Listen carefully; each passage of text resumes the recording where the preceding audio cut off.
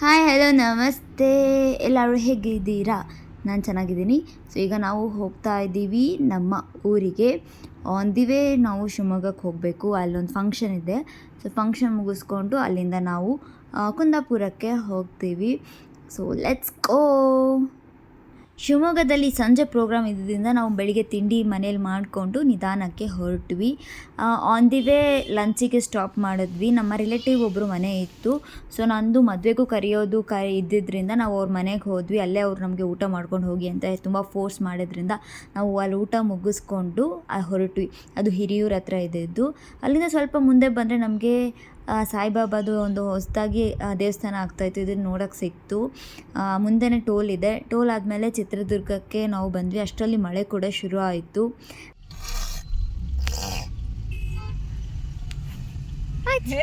ಅದು ಮಾಡ್ತಾಳೆ ನೋಡು. ಚಿತ್ರದುರ್ಗ ಅಂದರೆ ನನಗೆ ಮೊದಲು ನೆನಪು ಬರೋದೆ ಸ್ಟೇಟ್ ಲೆವೆಲ್ ಪ್ರತಿಭಾ ಕಾರಂಜಿ. ನಾನು 10th ಇದ್ದಾಗ ಅಲ್ಲಿ ಇತ್ತು. ಆ್ಯಂಡ್ ನಾವು ನಮ್ಮ ಗ್ರೂಪ್ ಡ್ಯಾನ್ಸು ಹೋಗಿ ಪರ್ಫಾರ್ಮ್ ಮಾಡಿದ್ವಿ. ಅಲ್ಲಿ ಯೂಶ್ವಲಿ ಲೈಕ್ ನಮ್ದು ಏಡೆಡ್ ಆಗಿದ್ದರಿಂದ ನಮಗೇನು ಪ್ರೈಸ್ ಬಂದಿಲ್ಲ, ಬಟ್ ಅಲ್ಲಿವರೆಗೂ ಹೋಗಿದ್ದು ನಮಗೊಂದು ದೊಡ್ಡ ಖುಷಿ. ಸೊ ಚಿತ್ರದುರ್ಗ ಮುಗಿಸ್ಕೊಂಡು ಶಿವಮೊಗ್ಗಕ್ಕೆ ಬಂದ್ವಿ. ಶಿವಮೊಗ್ಗದಲ್ಲಿ ಒಂದು ಹೋಟೆಲಲ್ಲಿ ನಾವು ನಮಗೆ ರೆಡಿ ಆಗೋಕ್ಕೆಲ್ಲ ಅವರು ಅರೇಂಜ್ ಮಾಡಿದರು. ಇದು ಹೋಟೆಲ್ ಅಶೋಕ. ನಮಗೆ ಇದು ರೂಮು ತುಂಬ ದೊಡ್ಡದಾಗಿ ಸೂಪರ್ ಆಗಿತ್ತು. Thank you.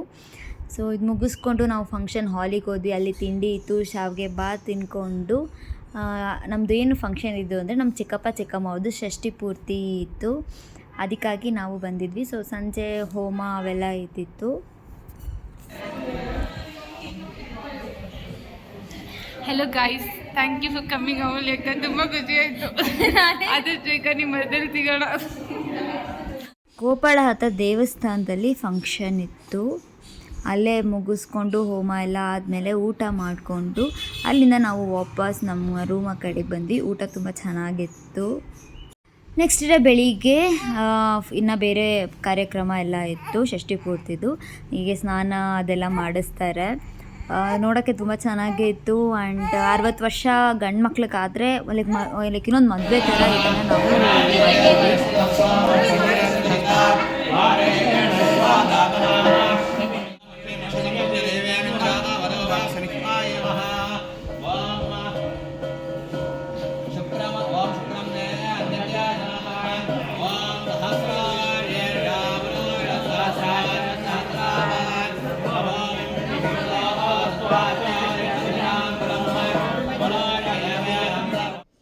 ಷಷ್ಠಿ ಪೂರ್ತಿ ಅಂದರೆ ಗಂಡಸರಿಗೆ ಯೂಶ್ವಲಿ 60 ವರ್ಷ ಆದಮೇಲೆ ಅವ್ರ ಆಯಸ್ಸು ಇನ್ನು ಅಭಿವೃದ್ಧಿ ಆಗಲಿ ಅಂತ ಇದನ್ನು ನಾವು ಮಾಡ್ತೀವಿ. ಚೆನ್ನಾಗಿ ಕಾಣ್ತಿದ್ದಾರೆ ಎಲ್ಲ ಮದುಮಗ ಮದುಮಗಳು. ಅದಾದಮೇಲೆ ಮುತ್ತೈದರೆಲ್ಲ ಕೂತಿದ್ದಾರೆ. ಇವ್ರಿಗೆಲ್ಲ ಅರಿಶಿನ ಕುಂಕುಮ ಎಲ್ಲ ಕೊಡಬೇಕು. ಒಟ್ಟು 15 ಜನ ಅವರು ಪುರೋಹಿತರು ಹೇಳಿದ್ರು.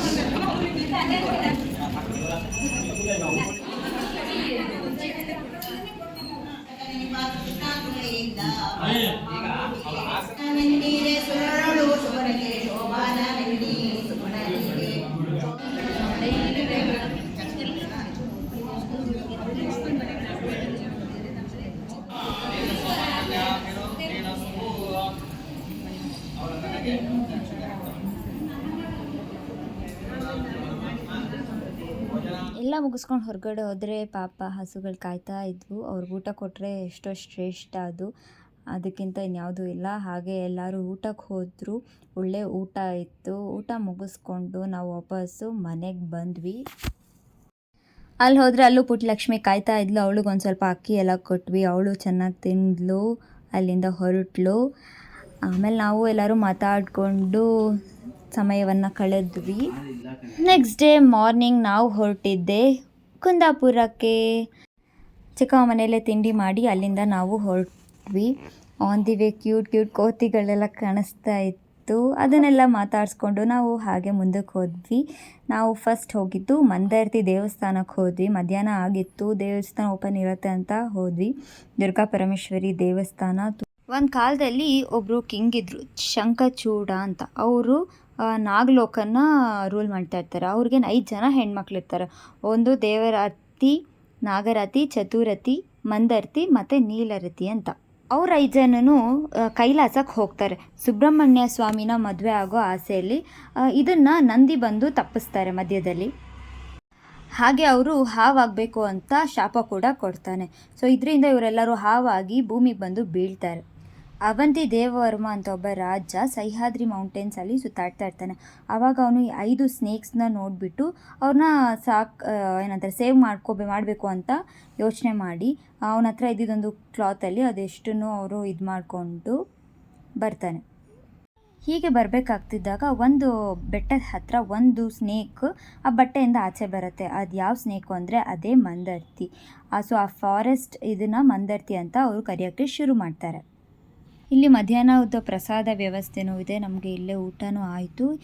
ಅಷ್ಟರಲ್ಲಿ ಮಳೆ ಕೂಡ ಬರೋಕ್ಕೆ ಶುರು ಆಯಿತು. ಇದೆಲ್ಲ ಆದಮೇಲೆ ನಾವು ನಮ್ಮ ದೊಡ್ಡಮ್ಮ ಮನೆ ಕಡೆ ಹೊರಟ್ವಿ.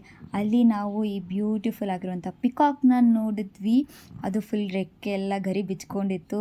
ನೋಡೋಕ್ಕೆ ತುಂಬ ಚೆನ್ನಾಗಿತ್ತು. ಹತ್ತಿರ ಹೋಗೋಣ ಅಂದರೆ ಹೋಗ್ಬಿಡತ್ತೆ. ಸೊ ಹಾಗಾಗಿ ನಾವು ದೂರದಿಂದನೇ ನೋಡಿ ದೊಡ್ಡಮ್ಮ ಮನೆಗೆ ಹೋಗಿ ಅವ್ರಿಗೆಲ್ಲ ಇನ್ವಿಟೇಷನ್ ಕಾರ್ಡ್ ಕೊಟ್ಟು ಅಲ್ಲಿಂದ ನೆಕ್ಸ್ಟ್ ಡೇ ಊರಲ್ಲೆಲ್ಲ ಒಂದಷ್ಟು ಕಡೆ ಇನ್ವಿಟೇಷನ್ ಕಾರ್ಡ್ ಕೊಟ್ಟಿತ್ತು. ಎಲ್ಲದೂ ನಾವು ಅಲ್ಲಿ ಮುಗಿಸ್ಕೊಂಡು ಅಲ್ಲಿಂದ ನಾವು ವಾಪಸ್ ಶಿವಮೊಗ್ಗ ಭದ್ರಾವತಿ ಕಡೆ ಬಂದ್ವಿ. ಮದುವೆ ಅಂದರೆ ಸುಮ್ಮನೆನಾ ಎಲ್ಲರ ಮನೆಗೆ ಹೋಗಿ ಇನ್ವಿಟೇಷನ್ ಕಾರ್ಡ್ ಕೊಡೋದು ಅದೇ ಟೈಮ್ ಆಯಿತು. ಸೊ ಹಾಗಾಗಿ ನಾನು ಜಾಸ್ತಿ ವೀಡಿಯೋ ಏನೂ ಮಾಡೋಕ್ಕಾಗಲಿಲ್ಲ. ಸೊ ಭದ್ರಾವತಿಯಲ್ಲಿ ನಮ್ಮ ರಿಲೇಟಿವ್ ಮನೆ ಇತ್ತು. ಅಲ್ಲಿ ಹೋದಾಗ ನಮಗೆ ಈ ಬ್ಯೂಟಿಫುಲ್ ಆಗಿರುವಂಥ ಟಾರ್ಟೈಸ್ ಸಿಕ್ತು. ಅವ್ರಿಗೆ ಎಲ್ಲೋ ಹಾಗೆ ಸಿಕ್ತಂತೆ. ಸೊ ಅವ್ರ ಮನೇಲಿ ಇಟ್ಕೊಂಡಿದ್ರು. ಅವ್ರದ್ದು ಹಿಂದೆಗಡೆ ಬಾವಿ ಇದೆ, ಅಲ್ಲಿ ಬಾವಿಯಲ್ಲಿ ಬಿಡಬೇಕಿತ್ತು. ನಾನು ಹೋಗಿದ್ದು 2 ದಿನ, 1 ದಿನಕ್ಕೆ ಮುಂಚೆ ಇದೇನೋ ಬಂದಿದ್ದಂತೆ. ಸೊ ಹಂಗಾಗಿ ಅಲ್ಲೇ ಮನೇಲಿತ್ತು. ನಾವು ನೋಡಿಕೊಂಡು ಮುದ್ದು ಮಾಡಿ ಅದನ್ನೆಲ್ಲ ಮಾತಾಡಿಸಿ ಅಲ್ಲಿಂದ ನಾವು ಬೆಂಗಳೂರು ಕಡೆ ನಮ್ಮ ಪಯಣವನ್ನು ನಾವು ಮತ್ತೆ ಶುರು ಮಾಡಿದ್ವಿ. ಸೊ ಅದಾಗಿತ್ತು ಒಂದು ವಿಡಿಯೋ. ನಿಮಗೆಲ್ಲ ಇಷ್ಟ ಆಗಿದ್ರೆ ದಯವಿಟ್ಟು ಲೈಕ್, ಶೇರ್, ಸಬ್ಸ್ಕ್ರೈಬ್ ಮಾಡೋದನ್ನ ಮರಿಬೇಡಿ. And thank you so much for watching. Stay tuned.